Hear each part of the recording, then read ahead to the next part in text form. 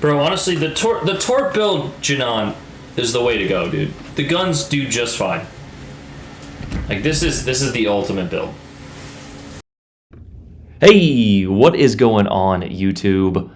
Aaron here. We are back, ladies and gentlemen. I hope you guys are having a fantastic day here. Guys, we've got a fun one for you here in today's video. We are, of course, in the Janan here, and I've been having a ton of fun with this ship, especially with the current campaign being the Prussian. You're going to be seeing a lot of them here in the upcoming few weeks. You couple that with the 4th of July update that is about to happen, and yeah, you are going to be absolutely racking up the damage if you can find yourself in a good position.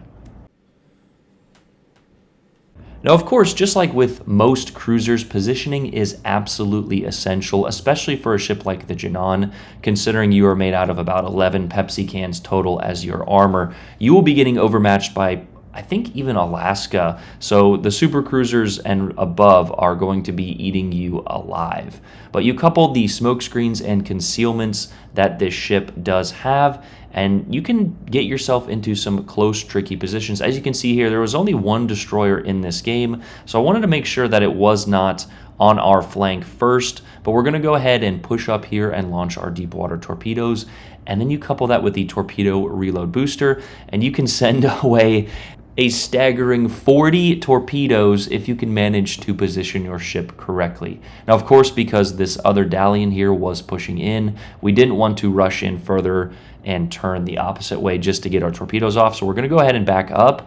And this Shima, despite him not really using the smoke screen to the maximum effectiveness, it's going to work for us. I think he's covering the battleship here, which is a valiant play, but in most situations, battleships have a smoke firing penalty that well exceeds any sort of benefit that the smoke screen is going to do.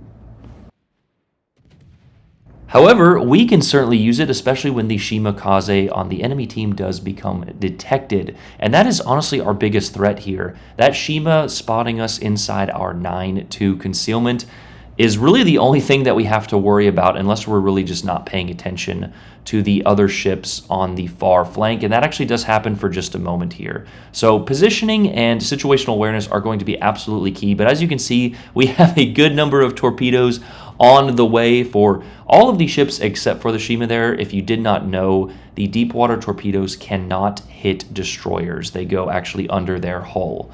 So we did manage to get a nice hit on that Dalian there, and then we launched the follow-up set a little bit further back, and those should be tracking on target very soon here. And with a good target selection from those torpedoes, we have managed to get ourselves an early dev strike and elimination on that Dalian. So the deep water torpedoes, while they are not the most effective in a situation where the enemy is kiting or running away from you, if you can put them in the right spots on some early aggressive ships, you can net yourself some incredible damage. And it's just something that a lot of players aren't necessarily expecting, unless, of course, they know the full capabilities of this cruiser. Now, I'm going to be honest here.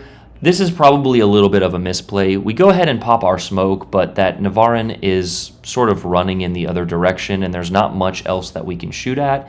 So that is when we try and make it to this island here. I shoot outside of my smoke, and I become detected, and that leads me to believe, as you can see, I'm pointing my cursor over in that rightward direction there, that there is another cruiser or ship out there. So we're looking in that direction to make sure that we don't get basically dev struck in one salvo here. And as soon as we go dark with our concealment here, we're going to go ahead and push up next to this island as we manage to put ourselves right in between all but one of those shells. But even then, one shell doing 5,000 worth of damage is about 1/6 of our health there. So, or 1/7 rather, we'll call it, and probably 1/8 with the heals. But besides me being bad at math here, we're going to go ahead and push around this corner and utilize once again our torpedoes, which are reloaded. On top of that, we actually managed to get into the cap for a nice little assist in capture there, which gives us, of course, a little bit of XP. And that is when I realized that the other ship that is out there is, in fact, the other Dalian. That was, I believe, last campaign, so a lot of players are, of course, playing it. And he launched a good set of torpedoes that were probably more targeted towards the Tulsa there. However, we managed to connect two of those into our broadside. But with those 2 torpedo hits, yeah, we've just lost a massive chunk of health. So a little bit of a lack of situational awareness on our end. But I was trying to be greedy considering there are 4 battleships in this direction, all of which hovering around 100k HP. And yeah, I wanted to get all of my deep waters on target, or at least off the boat, before catching myself in a worse position here.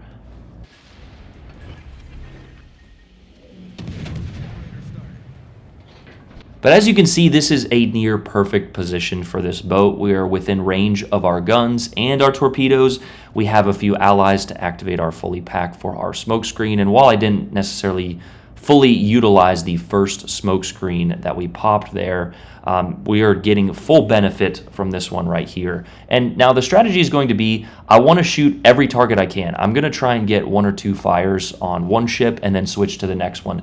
If that ship puts out a single fire, or the fire that we set, we go back. And on top of that, we have multiple sets of torpedoes in the water. This is a nightmare scenario for all of these battleships. Now, part of it, of course, is due to their Shimakaze dying in the first 30 seconds, but it's also partly in their own fault, right, for being in that poor position.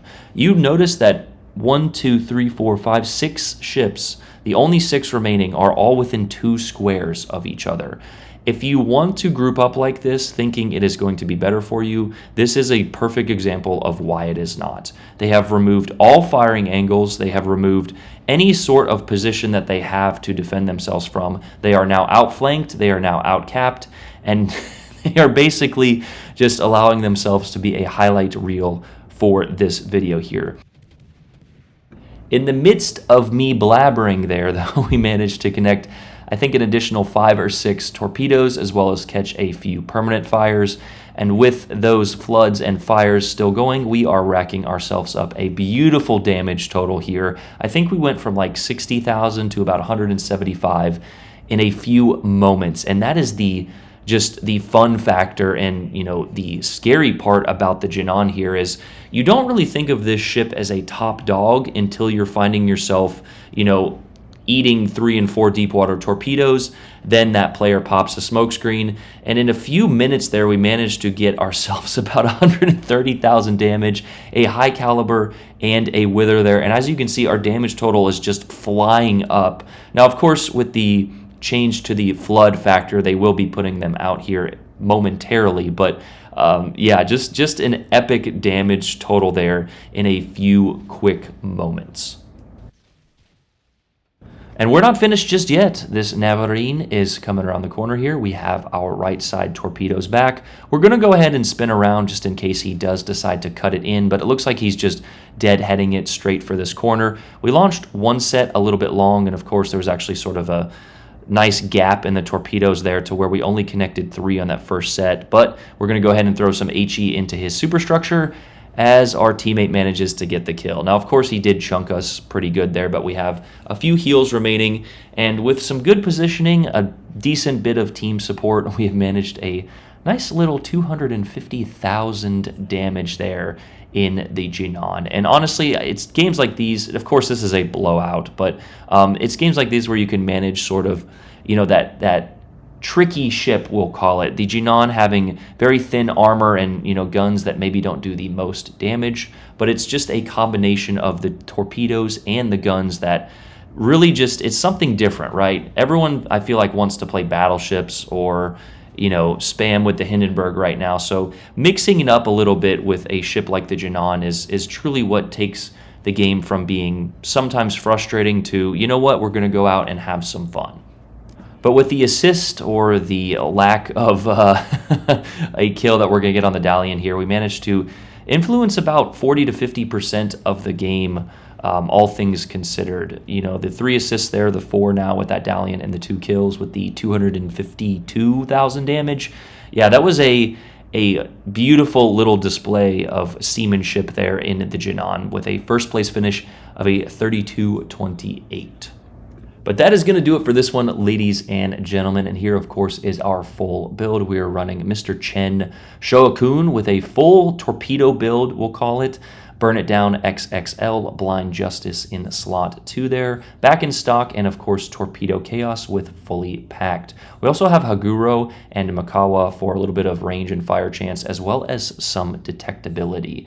So a mixed bag of a build there, and I've heard people say, yeah, build into guns, and I'm sure that works, but if I'm going to play like an HE spamming cruiser, I'm just going to play the Wooster or the Colbert or something. Like, why, take the Janan out if you don't want to try and meme with the torpedoes? But that's my preference on it, and I'm sure a lot of people have different preferences. And let me know in the comments down below. I'll see you guys later. I love you guys. Have a great day, man. I'm out. Peace.